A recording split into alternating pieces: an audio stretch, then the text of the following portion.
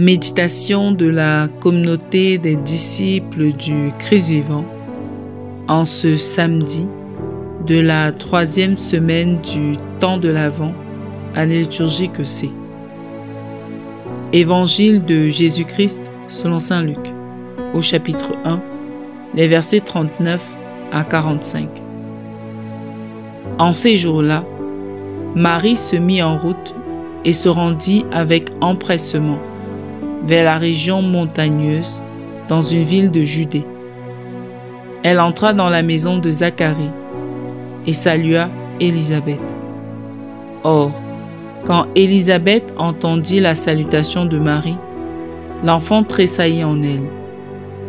Alors, Élisabeth fut remplie d'Esprit Saint et s'écria d'une voix forte: « Tu es bénie entre toutes les femmes, et le fruit de tes entrailles est béni. D'où m'est-il donné que la mère de mon Seigneur vienne jusqu'à moi? Car lorsque tes paroles de salutation sont parvenues à mes oreilles, l'enfant a tressailli d'allégresse en moi. Heureuse celle qui a cru à l'accomplissement des paroles qui lui furent dites de la part du Seigneur. » Acclamons la parole de Dieu. Méditation. Bien-aimés dans le Seigneur, que Dieu soit loué en tout temps. Aujourd'hui, nous méditons un passage magnifique du début de l'évangile de Luc, celui de la rencontre entre Marie et Élisabeth, un événement qui se déroule dans un contexte de grande attente, la venue du Sauveur du monde. Ce texte, que nous connaissons bien dans la préparation de la fête de Noël, nous offre plusieurs clés de compréhension pour vivre concrètement la vraie fraternité chrétienne. Marie, enceinte du Christ, ne reste pas passive face à l'annonce de l'ange, mais elle prend la route pour aller auprès d'Élisabeth. Elle se rend dans la région montagneuse avec empressement, et cela nous montre une première vérité.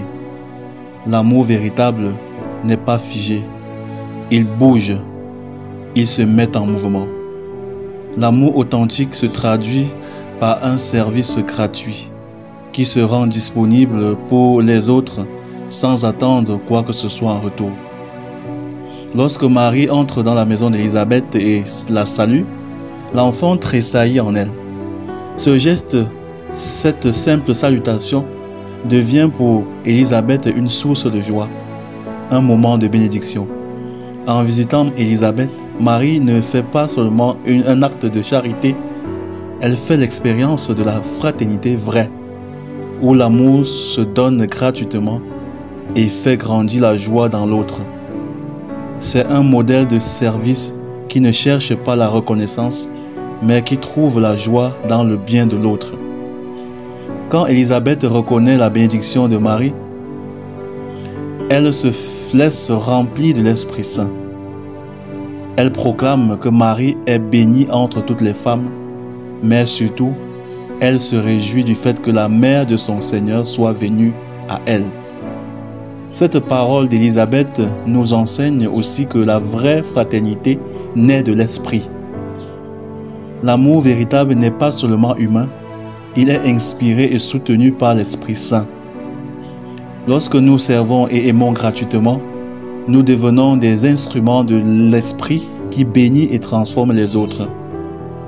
Marie est heureuse parce qu'elle a cru. Son action n'est pas seulement une réponse à une annonce divine, mais aussi une manifestation de la foi. Croire en la parole de Dieu, c'est accepter de vivre dans une dynamique de service et d'amour gratuit, sans chercher à être reconnu ou à être payé. La foi authentique se vit dans la gratuité du service, dans l'humilité de celui qui donne sans compter. Ainsi, l'exemple de Marie et d'Élisabeth nous montre que la vraie fraternité chrétienne se construit dans l'amour et le service gratuit. Un amour qui se met en marche, un service qui ne cherche pas la récompense, mais qui trouve dans l'autre sa joie et sa bénédiction. Noël, la fête de la venue de Jésus, est avant tout l'occasion de redécouvrir cette vérité. aimer et servir gratuitement sans attente de retour. Voilà le principe de la vraie fraternité. Prions.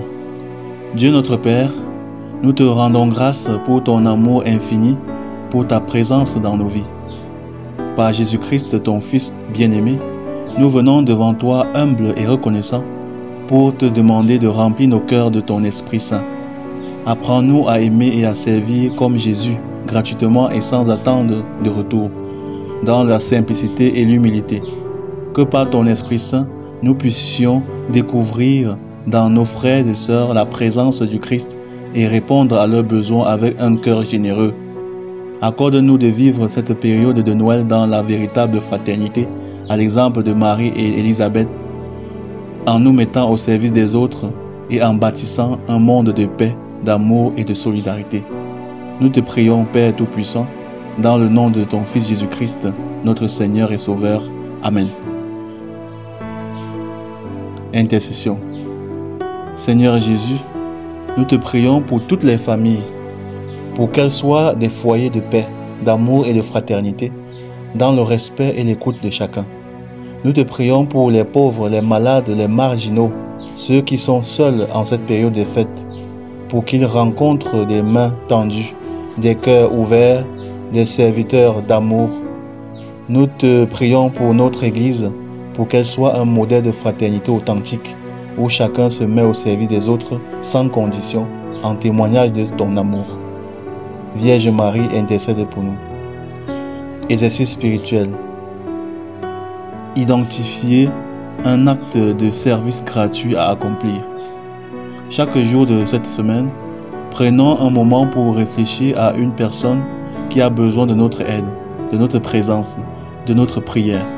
Cela peut être un membre de notre famille, un voisin, un collègue ou même une personne que nous ne connaissons pas bien. Engageons-nous à faire un geste concret pour cette personne sans attendre de retour et offrons-le en acte de fraternité.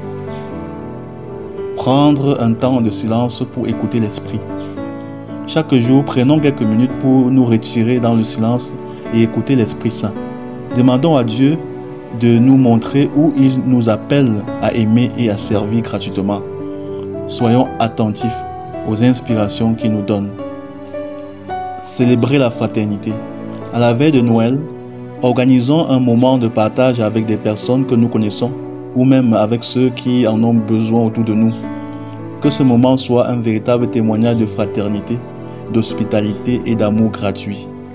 Que la grâce de Noël, la venue de Jésus dans nos vies, fasse naître en nous un désir profond de servir et d'aimer nos frères et sœurs comme Marie l'a fait avec Élisabeth. Loué soit Jésus-Christ, à jamais.